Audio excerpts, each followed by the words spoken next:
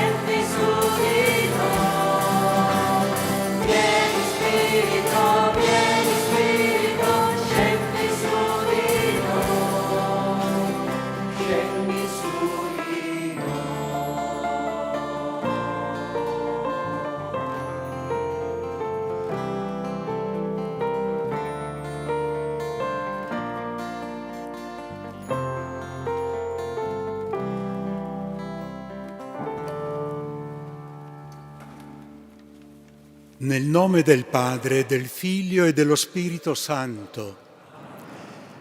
La grazia e la pace di Cristo risorto siano con tutti voi.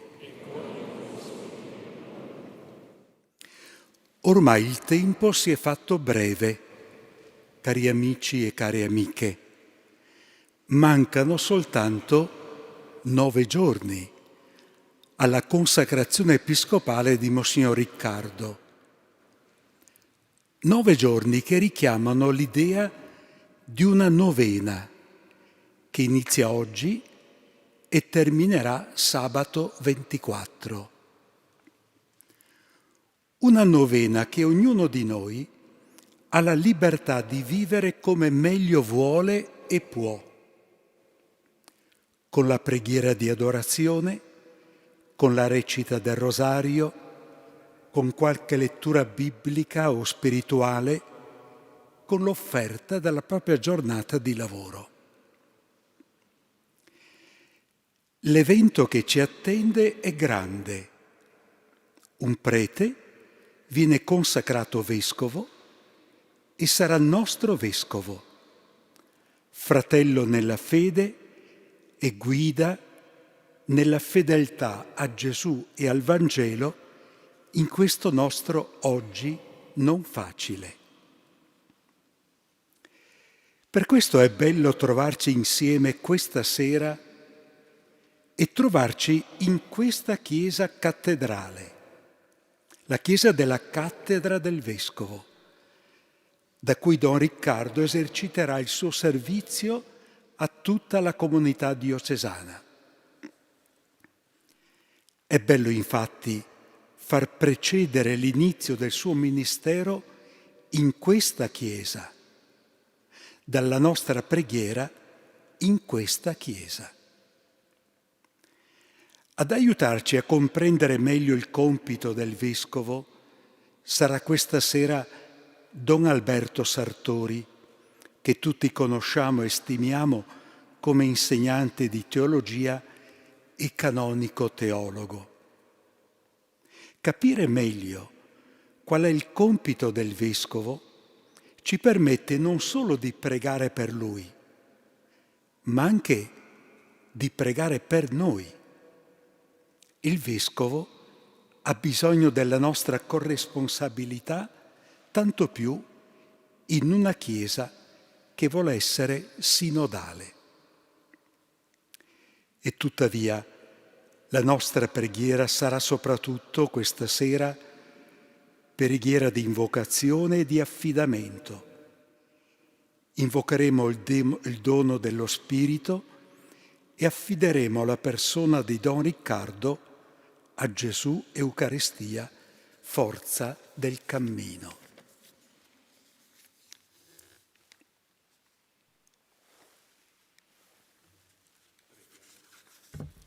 Preghiamo allora insieme a cori alterni, il primo coro dalla parte del coro, dalla mia parte, il secondo coro di là.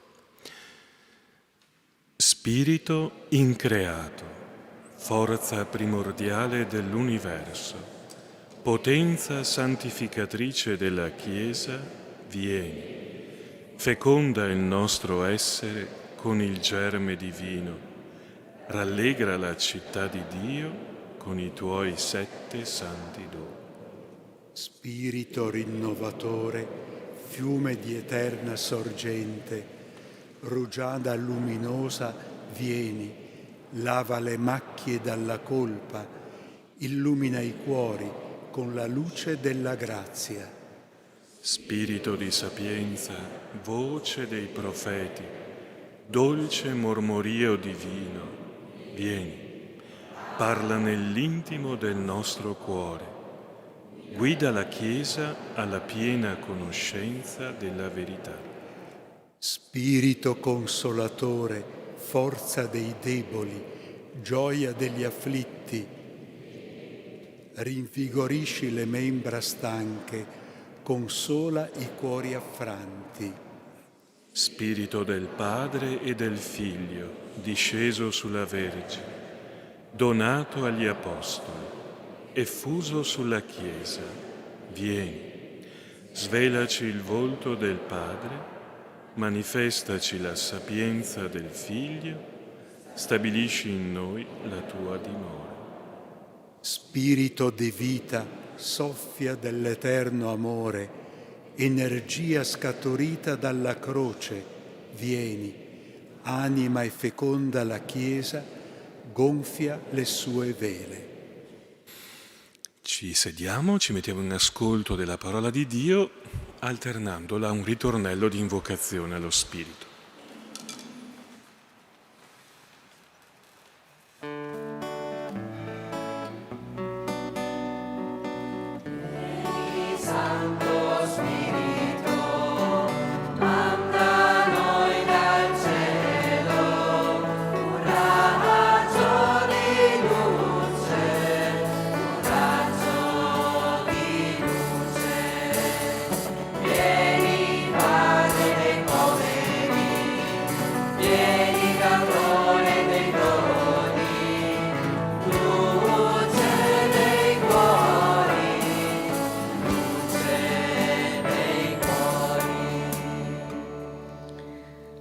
Lo Spirito del Signore Dio è su di me, perché il Signore mi ha consacrato con l'unzione.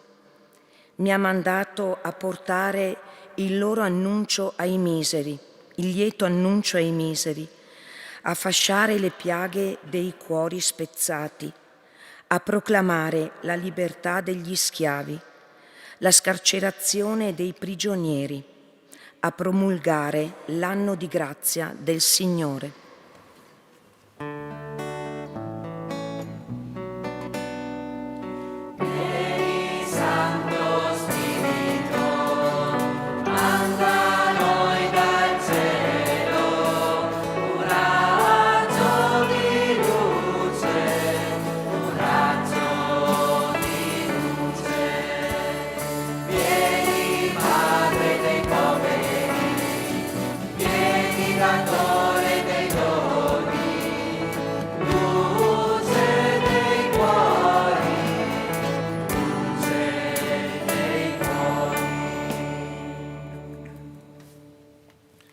Fratelli, come il corpo è uno solo e ha molte membra, e tutte le membra del corpo, pur essendo molte, sono un corpo solo, così anche il Cristo.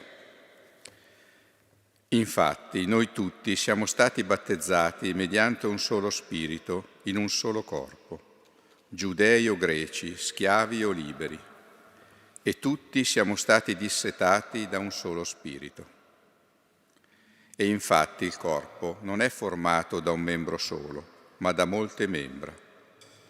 Ora voi siete corpo di Cristo, e ognuno secondo la propria parte, sue membra.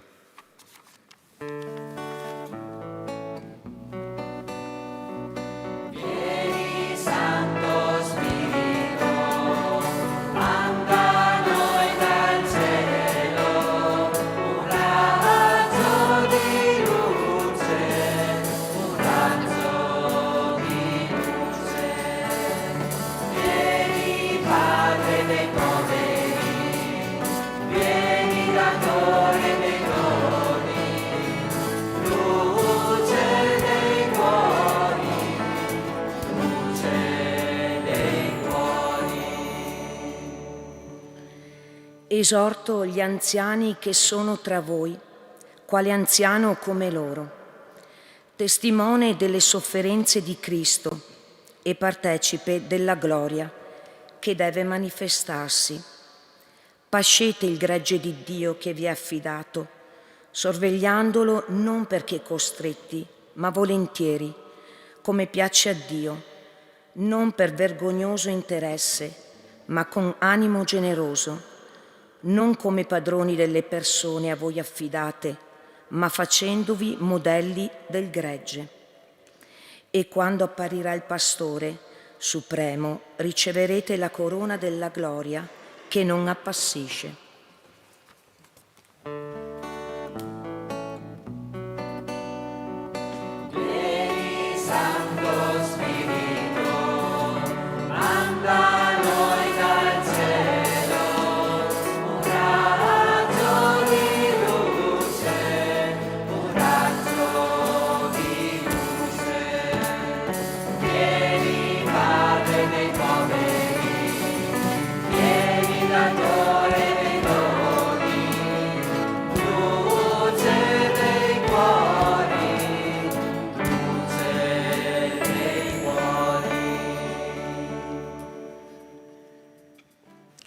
In quel tempo Gesù disse ai suoi discepoli: voi sapete che i governanti delle nazioni dominano su di esse e i capi le opprimono.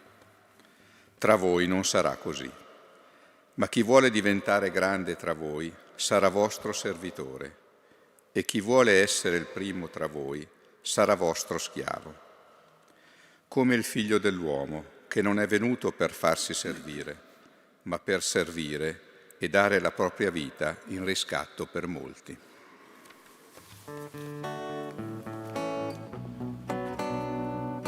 Vieni Santo Spirito, manda noi dal cielo, una raggio di luce, un raggio di luce. Vieni Padre dei poveri, vieni Datore dei doni, luce dei cuori, luce dei cuori.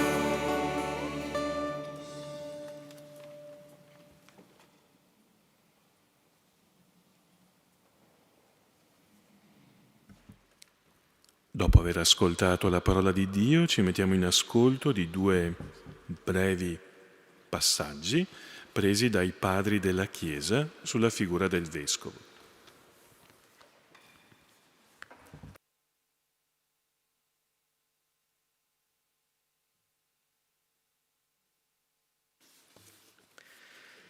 Perciò procurate di operare in perfetta armonia con il volere del vostro Vescovo, come già fate. Infatti, il vostro venerabile collegio dei presbiteri, degno di Dio, è così armonicamente unito al Vescovo come le corde alla cetra. In tal modo, nell'accordo dei vostri sentimenti e nella perfetta armonia del vostro amore fraterno, si innalzerà un concerto di lodi a Gesù Cristo. Ciascuno di voi si studi di far coro. Rimanete in un'unità irreprensibile per essere sempre partecipi di Dio. Se io in poco tempo ho contratto con il vostro Vescovo una così intima familiarità che non è umana ma spirituale, quanto più dovrò stimare felici voi che siete a Lui strettamente congiunti, come la Chiesa a Gesù Cristo e come Gesù Cristo al Padre, nell'armonia di una totale unità.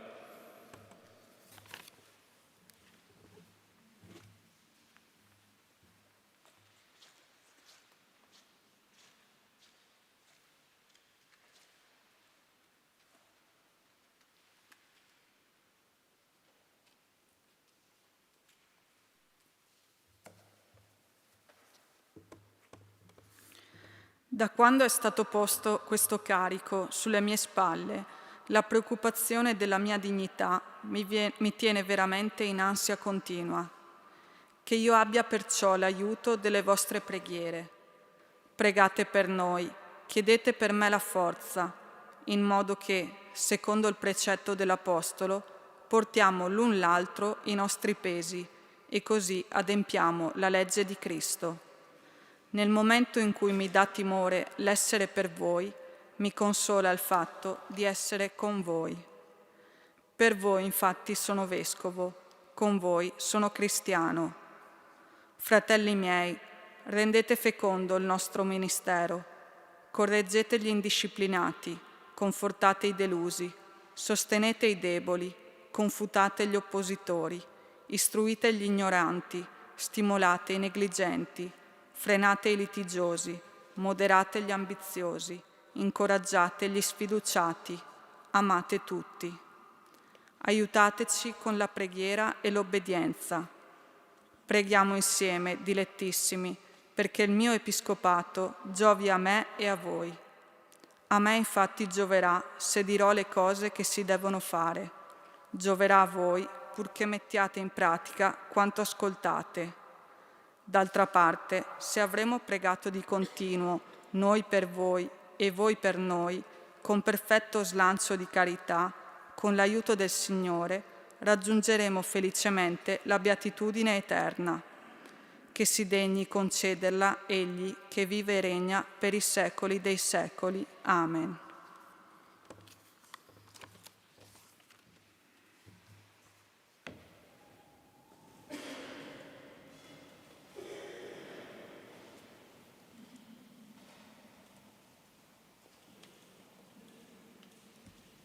Ci prendiamo il tempo ora di ascoltare la proposta di Don Alberto che è già stato presentato prima.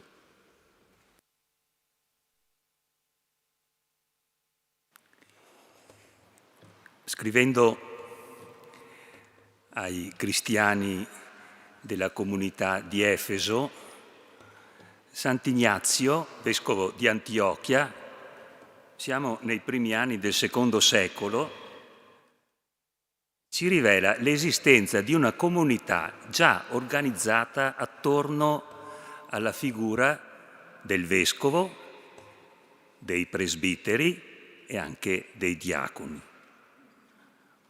Questo modello ecclesiale, di solito lo chiamiamo anche gerarchico, che in verità chiederà ancora molto tempo perché si diffonda in tutta la Chiesa, sarà quello vincente, ossia quello che la Chiesa ha riconosciuto essere secondo la volontà di Gesù che l'ha istituita. Le celebri 7 lettere di Sant'Ignazio, rivolte a 7 comunità cristiane, tornano più volte. Certo, per accenni sulla figura del vescovo, il che ci garantisce dunque che almeno lì è una figura già stabile. E il vescovo continuamente si raccomanda alla preghiera, chiede di essere ascoltato, anche se giovane, e la comunità risponde con il proprio sì, vedendo nel vescovo il padre, colui che si fa tramite della paternità di Dio tra i fratelli.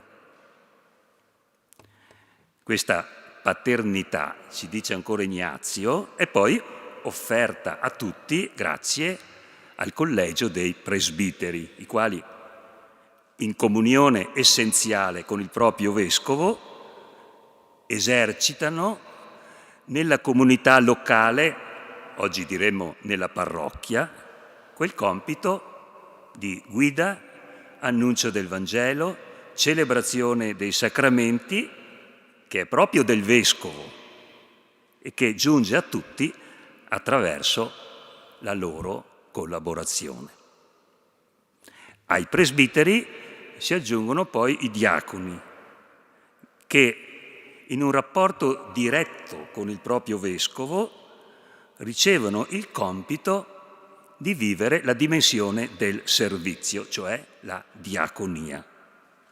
E così, come lo è in primo luogo il vescovo stesso, i diaconi sono segno visibile di Cristo Gesù, che è venuto non per essere servito, ma per servire. E nell'esserlo, i diaconi ricordano a tutti i battezzati come la dimensione del servire faccia parte della chiamata di ogni cristiano, per poter realizzare quella figura di Chiesa che Papa Francesco chiamava, e lo ricordiamo bene, Chiesa in uscita, ospedale da campo, eccetera.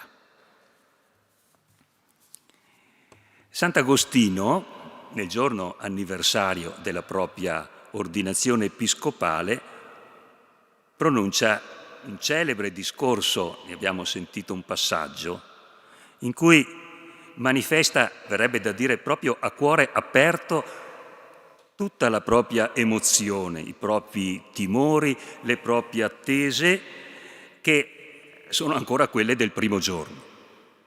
Perciò chiede aiuto e sostegno alla propria comunità, perché gli si avvicina in questo esercizio di ministero così delicato e così importante.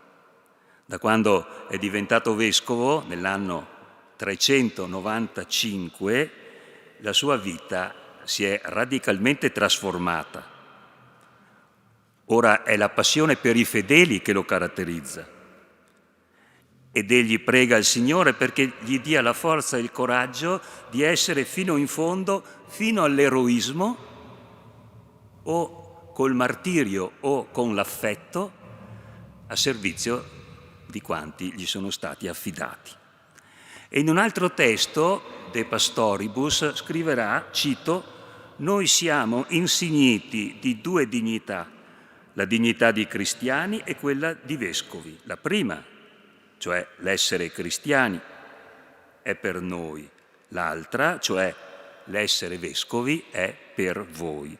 Nel fatto di essere vescovi, ciò che conta è esclusivamente la vostra utilità». Ecco dunque la missione del vescovo, il servizio dei fratelli secondo l'esempio del Maestro. Perciò per Agostino il vescovo è luce che illumina e dispensa una parola di verità, è maestro che insegna, è anche la sentinella che richiama al dovere e riconduce gli erranti. Ha il compito delicato e fondamentale di indirizzare i fedeli a Cristo, che è la roccia, l'unica sulla quale è possibile fondare una vita vera radicata nella speranza. È evidente che di fronte a una responsabilità tanto grande c'è di che essere almeno intimoriti. E infatti di continuo Agostino si appella alla preghiera dei fedeli perché il suo ministero sia fruttuoso e lui ne sia degno. Va da sé che queste parole per noi questa sera appaiono da subito molto concrete ed esprimono sentimenti, emozioni, anche speranze che condividiamo.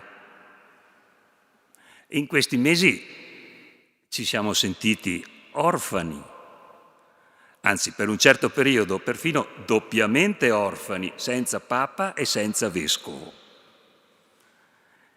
Ed è cresciuta non solo la curiosità, ma anche l'attesa della venuta del nuovo pastore che il Santo Padre ha scelto e ha nominato per noi. E forse è anche nato il desiderio di capire meglio la figura del Vescovo e il suo ruolo nella comunità cristiana, tanto centrale e indispensabile quanto delicato e impegnativo. Chi lo sa, in tal senso il Signore ci ha offerto un'occasione che non va sprecata per crescere nella nostra sensibilità ecclesiale. E allora, da capo, chi è il vescovo? Il termine vescovo, in greco, episcopos, sta ad indicare colui che guarda dall'alto. Dunque, colui che controlla, sorveglia, esamina. Il Nuovo Testamento ha però un altro accento, ha un significato più legato alla dimensione della cura. Vescovo è colui che si prende cura della comunità cristiana. Il termine appare più volte, ci sono diversi testi della scrittura che lo richiamano.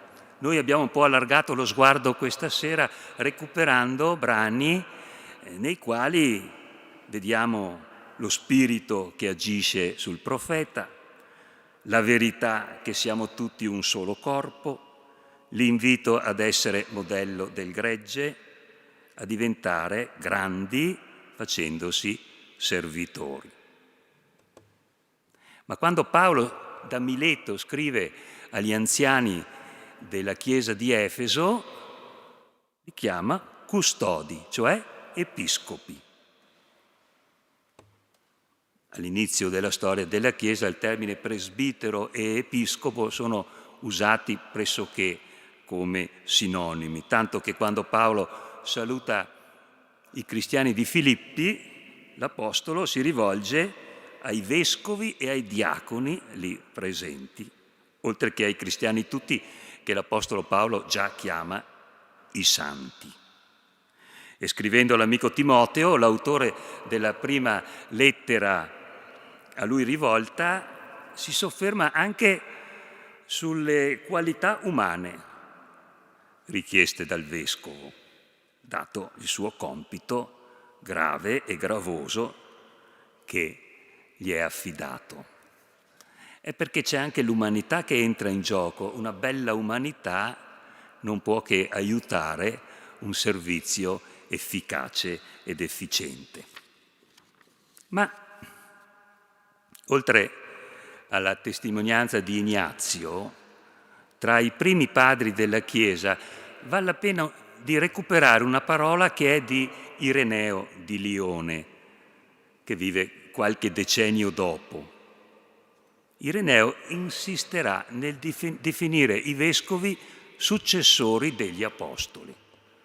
È una frase che ci è familiare, l'abbiamo imparata a catechismo forse. Ma questa successione è di importanza decisiva perché garantisce come autentico il mistero del vescovo, del pastore nella chiesa locale.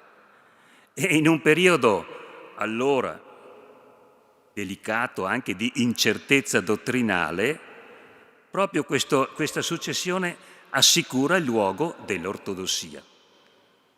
E anche oggi i vescovi, garantendo con la loro successione il collegamento agli apostoli, ci riportano alla predicazione autentica e originaria di Gesù. La Chiesa dunque è mantenuta nella verità grazie al collegio apostolico. Sono circa 5.300 i vescovi nel mondo. Collegio che è tale quando è presieduto dal vescovo di Roma, il Papa. E ogni presule che ne fa parte guida e sostiene non solo la comunità che gli è stata affidata, assegnata, ma anche la Chiesa tutta nel suo insieme. E il vescovo esercita il proprio ministero, prima di tutto dunque in comunione con il presbiterio, cioè l'insieme dei preti. Né vescovo senza presbiteri, né presbiteri senza vescovo. E qui siamo di fronte ad una unità che è essenziale, non accessoria, per la vita della Chiesa. E non nascondiamo che essa è, certo, prima di tutto frutto della grazia, tuttavia è anche effetto e risultato dell'impegno degli uomini. E qui ci sono certo, accanto a tante ricchezze, forse molti limiti, fragilità, povertà. Ci possono essere fatiche o incomprensioni, tutte cose che fanno tranquillamente parte dell'avventura umana. Dobbiamo, in ogni caso, tutti crescere nel camminare insieme, clero e laici. Papa Francesco ce l'ha fatto capire come, con l'insistenza sulla sinodalità. E su questo solco si è già espresso in continuità Papa Leone. E su questo versante sta tanto lavorando la Chiesa italiana. Certo, non possiamo rinunciare al dono della comunione tra vescovo e presbiteri, ma anche tra vescovo e diaconi, tra presbiteri e diaconi, e infine tra vescovo, presbiteri, diaconi, religiosi e cristiani tutti. Diamo, cioè, quello spettacolo di unità che è un dovere per la Chiesa e che c'era stato indicato quella volta da Giovanni Paolo I, Albino Luciani. Ma unità non vuol dire rigida uniformità, ma significa chiarezza negli intenti e senso del camminare insieme verso una meta comune. Significa profezia, ma anche fedeltà. Significa rinnovamento nella tradizione. Significa cercare di dare risposta alle autentiche domande di oggi, senza rifugiarci in quelle del passato che non ci sono più e senza evocare quelle forse del futuro che non ci sono ancora. Infine, potremmo chiederci quale comunità cristiana diocesana presentiamo al Vescovo Riccardo che viene. In tal senso è quasi provvidenziale l'occasione che ci capita di avere un nuovo pastore al quale dobbiamo raccontare chi siamo. Chi siamo?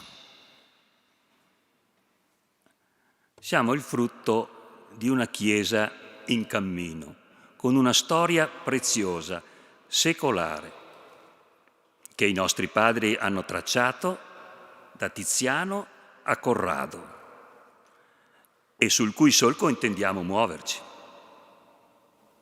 Una tradizione cristiana che ha segnato in profondità per anni le nostre terre venete e che è ben consapevole oggi di doversi confrontare con le sfide che vengono dalla modernità, dalla postmodernità, dalla secolarizzazione, dalla globalizzazione.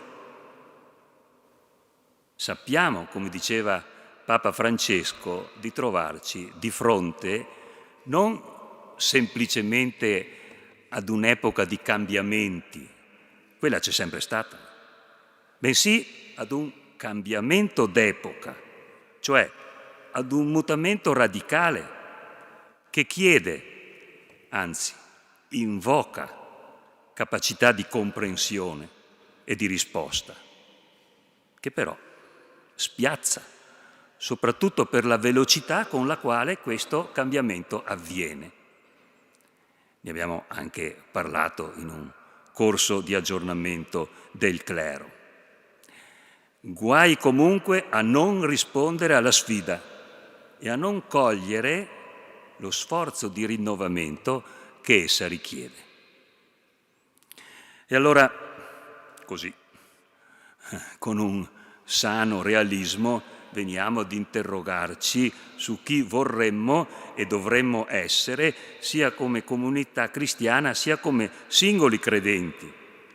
È un qualcosa questo che facciamo di continuo, perché ogni credente, se è lecito dir così, è come un ateo che ogni giorno si sforza di ricominciare a credere. In queste cose, infatti, non si vive di rendita e non si può dar tutto per scontato. Pregi e difetti fanno parte di ogni famiglia e non lo nascondiamo di sicuro. Quello che vogliamo e possiamo assicurare al Vescovo Riccardo è la buona volontà di riprendere con lui il cammino sul solco del Magistero del Santo Padre che è mancato e di quello appena eletto, della Chiesa italiana e di quanto ci ha aiutato a vivere il Vescovo Corrado in questi ultimi 17 anni. Lo facciamo, se possibile, in forma convinta e convincente, non retorica, cioè a chiacchiere. Soprattutto perché siamo certi che, nonostante tutto, la parola di Gesù, che affascina da secoli chi la conosce, chi la comprende e chi la segue, è davvero la parola che ha cambiato la storia e dunque il destino di ciascuno di noi. Parola che è via, verità e vita. Di questo annuncio che solca i secoli ci facciamo perciò portatori secondo l'imperativo che Gesù stesso diede ai suoi apostoli. Nell'anno giubilare della speranza che non delude, ci prepariamo dunque a vivere con fede l'evento per il quale ora siamo qui riuniti. Lo Spirito che invochiamo e che invocheremo ascolti la nostra preghiera.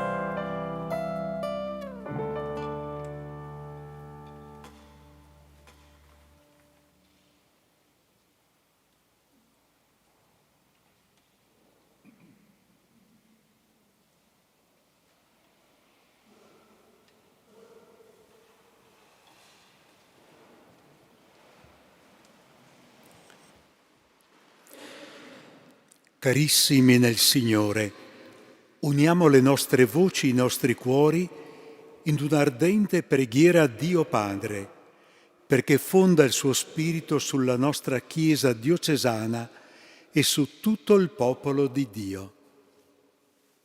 Innalziamo le nostre umili preghiere dicendo: ascoltaci, Signore. Ascoltaci, Signore.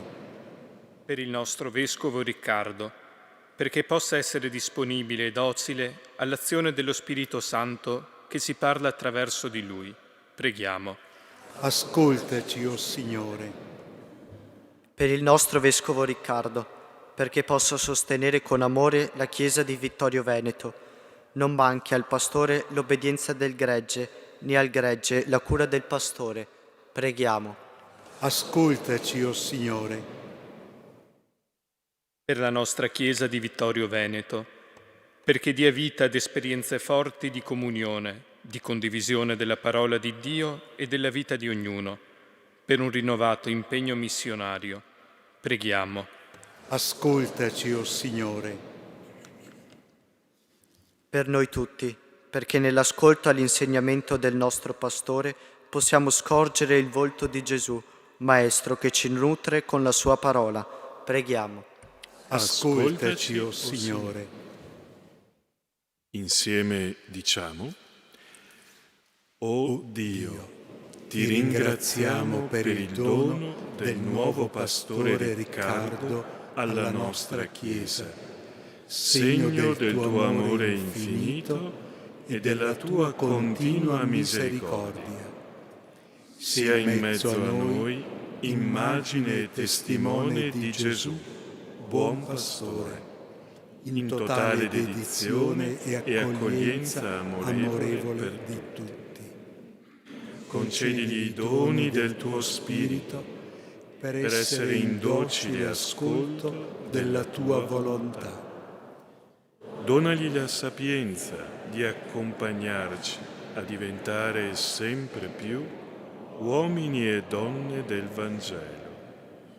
Fa che in vera fraternità con Lui e tra di noi viviamo l'essere figli tuoi, Padre buono, e collaboriamo in questo nostro tempo al compiersi del tuo regno.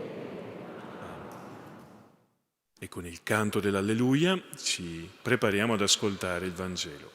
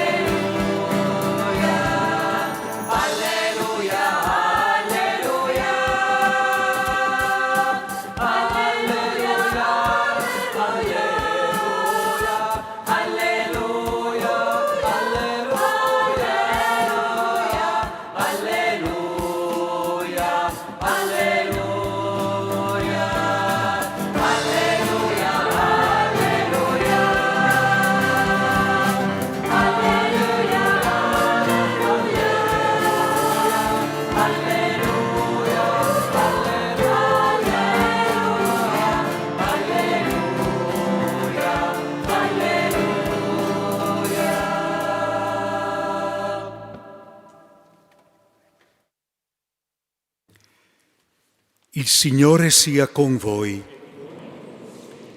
Dal Vangelo secondo Giovanni. In quel tempo Gesù disse ai suoi discepoli: Io sono il buon pastore.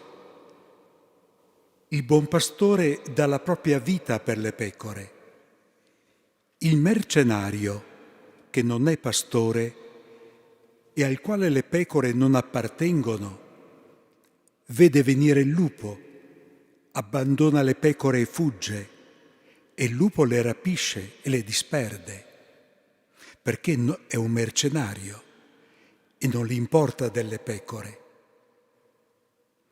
Io sono il buon pastore, conosco le mie pecore e le mie pecore conoscono me, così come il Padre conosce me e io conosco il Padre e do la mia vita per le pecore. E ho altre pecore che non provengono da questo recinto, anche quelle io devo guidare. Ascolteranno la mia voce e diventeranno un solo gregge e un solo pastore. Per questo il Padre mi ama, perché io do la mia vita per poi riprenderla di nuovo. Nessuno me la toglie, io la do da me stesso. Ho il potere di darla e il potere di riprenderla di nuovo.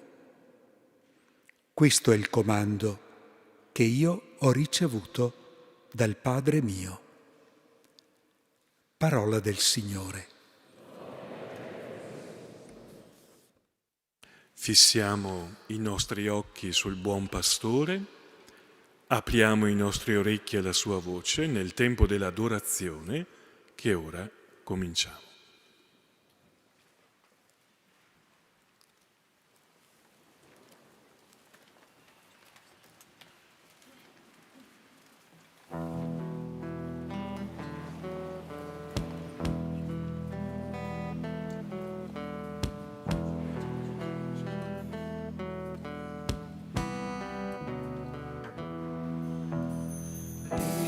Prima del tempo, prima ancora che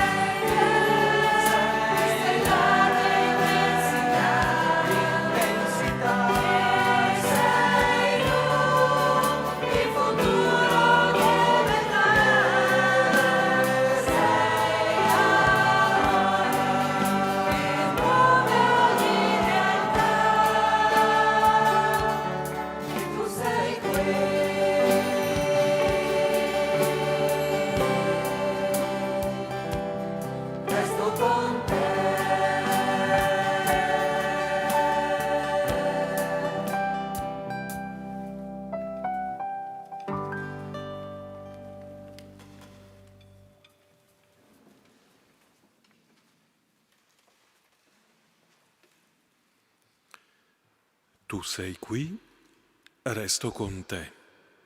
Rimaniamo ancora in silenzio, in adorazione, fissando gli occhi su Gesù buon pastore.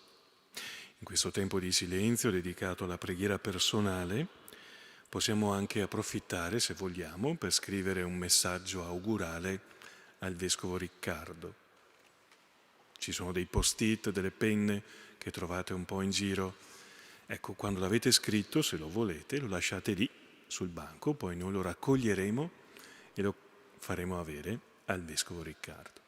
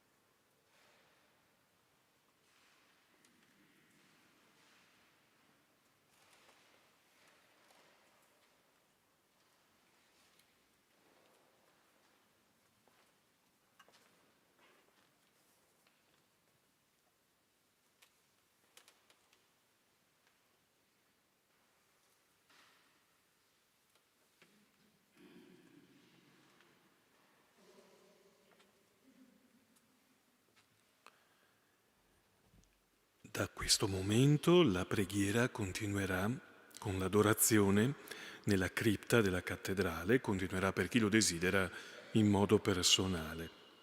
Possiamo già scendere in cripta seguendo la processione oppure rimanere qui in chiesa e chiudere la nostra preghiera con il canto che ora ci viene proposto. Se avete scritto qualcosa come messaggio augurale lasciatelo sul banco e si può lasciare anche giù nella cripta. Ci sono nel libretto, per chi continuerà la preghiera, tanti testi e spunti per continuare appunto l'adorazione e la meditazione. Noi ci salutiamo qui, per chi non rimane a pregare, con il canto che ora trovate a pagina 10.